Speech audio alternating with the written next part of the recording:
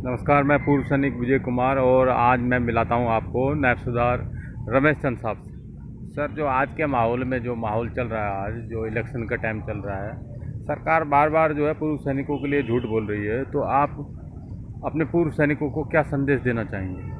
मैं सबका संघर्ष कमेटी से आप लोगों को ये संदेश देना चाहता हूँ कि आज जो सरकार अपने अपनी जगह पर अपने अपने गीत गा रही है, कोई कुछ बोल रहा है, कोई कुछ बोल रहा है, लेकिन सरकार ने हमारी एक बात को भी नहीं माना।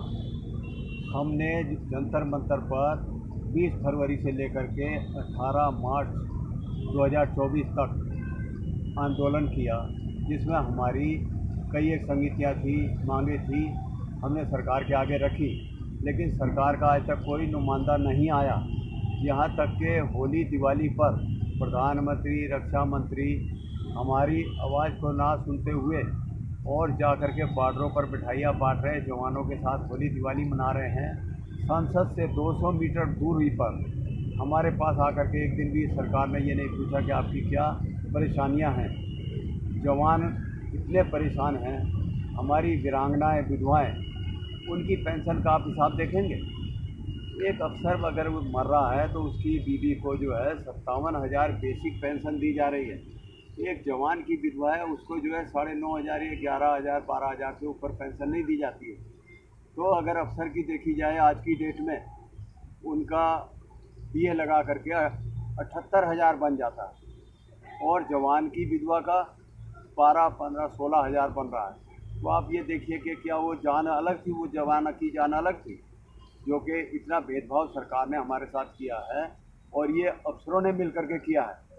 हमारे साथ फौज में तो शोषण हुआ ही हुआ है, लेकिन हमारे साथ रिटायर होने के बाद भी शोषण किया जाता है। जैसे कि जितने के एजेंसियां मिलती हैं कॉन्ट्रैक्ट में ठेके के लिए, तो स्कूटी चलाने के लिए जो भी मिलते हैं एजेंसी, वो अफसरों को दी जाती है, जवानों को या एजेंसियों को क्यों नहीं दी जाती है?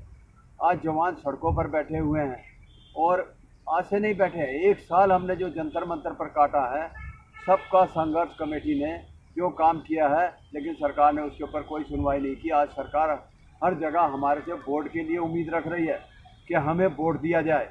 कांग्रेस ने भी 1 रैंक 1 पेंशन के लिए ऑन किया है, लेकिन उन्होंने किसको किया? अफसरों को। सीटें किसको दी हैं? टिकट दी हैं अफसरों को। क्यों? हमारा तो फिर भी शोषण ही हुआ ना। हमारी जो परेशानियां थी वो किसी ने ये नहीं बोला कि हम सरकार आएगी तो हम जो है इनको 1 रैंक 1 पेंशन करेंगे। और सरकार ने जो किया था उसमें सरकार ने 5% भी जवानों को नहीं दिया। 97% जवान है, 3% अफसर हैं, अफसरों को दिया है। वही हिसाब हमारा डिसेबिलिटी में किया है, वही वीरांगनाओं के लिए किया है, वही जवानों के लिए किया है। ये 1 रैंक 1 पेंशन ना होकर के 1 रैंक अनेक पेंशन की है। अभी मैं दूसरी बात बताता हूँ कि हमारे जो प्रधानमंत्री जी हैं, केंद्र में बैठे हुए हैं, वो आज बोलते हैं कि मैं 5 साल के लिए तीसरी बार प्रधानमंत्री बनना चाहता हूँ। एक देश का जवान भर्ती होने के लिए जाएगा तो उसको 4 साल की नौकरी मिलेगी। अग्निवीर जिसको बोल दिया कि आग की तरह दहकता हुआ जाएगा और वो जो है ना 16 बुझा करके अपना 4 साल में अपने घर आ जाएगा। यानी कि 18 साल में वो जाएगा, 22 साल में घर आ जाएगा। आने के बाद वो कहीं रिक्शा चलाएगा या कहीं गार्ड की नौकरी ढूंढेगा, माली की नौकरी ढूंढेगा। ये सरकार की नीति है, ये मैं नहीं बोल रहा हूँ, आपकी आंखों देखी बात है। जो जा रहे हैं जवान, मेरे जो बटालियनों में नौकरी कर रहे हैं, उनसे मेरी बातचीत होती रहती है कि उन जवानों के साथ क्या हो रहा है। एक जवान 25 साल नौकरी करेगा, एक जवान 4 साल में आएगा, क्या वो दोनों मिलाप करके नौकरी कर लेंगे, काम करेंगे? क्या वो हुक्म मानेंगे? अगर हुक्म भी मानेंगे तो वो यही सोच कर करेगा, यार मैंने तो 2 साल लगाना है, चलो ऐसे घास खोदो और जाओ। वो काम नहीं करेगा, लड़ाई में दिलचस्पी नहीं लेगा, अपने आप को बचाव की कोशिश करेगा, क्योंकि उसके पीछे मेरा परिवार भी है। आज मेरे बच्चे जो जाएंगे उनको ये देखेगा कि मेरी बूढ़े माँ बाप हैं जो कि पीछे रह रहे हैं, मेरी बहन है शादी के लिए है, मेरी बीवी है या एक बच्चा है। पहली बात तो इस उम्र में कोई शादीशुदा जाएगा ही नहीं, और सरकार ने उनको पेंशन नहीं देगी, हॉस्पिटल की कोई उनको सुविधा नहीं देगी, उसके बाद उनको जो है खाने का कोई फायदा नहीं होगा। वो किस लिए जाएगा देश में? मरने के लिए सिर्फ पैदा हुए हम।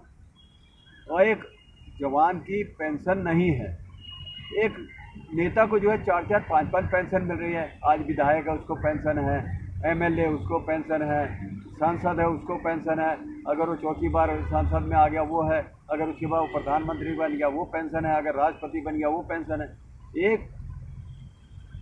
एक नेता जो है वो 4-4 5-5 पेंशन लेता है।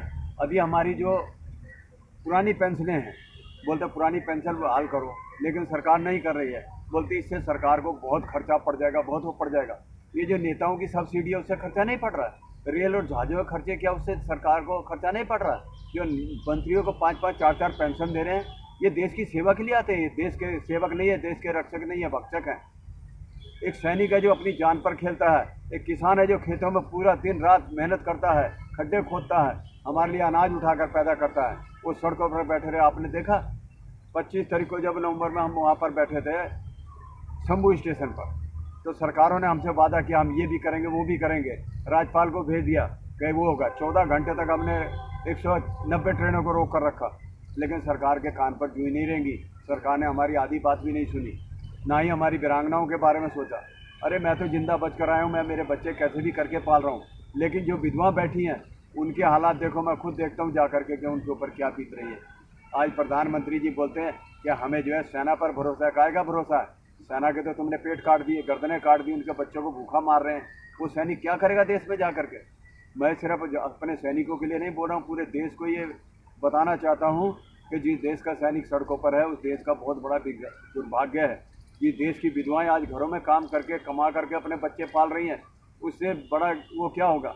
आप बोलते हैं कि हम देश को 5 साल राशन और देंगे, इसका मतलब देश और पीछे गरीबी में जाएगा।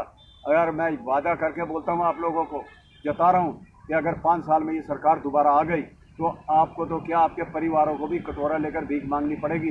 जो आप आज सड़कों पर गाड़ियों में चल रहे हैं, कल आपके पास साइकिल नहीं होगी। जो आप ये जूते 500 12 हज़ार के पहन रहे हो, कल आपके पास चप्पलें नहीं होंगी।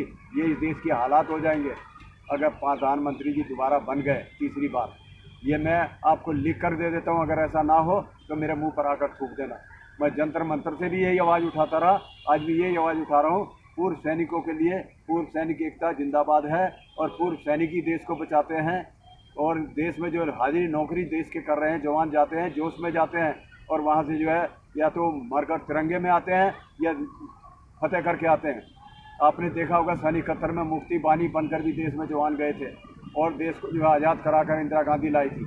आज आप प्रधानमंत्री जी बोलते हैं कि 500 करोड़ कांग्रेस दे रही थी, हमने इनको इतना दे दिया, 1 लाख करोड़ दे दिया।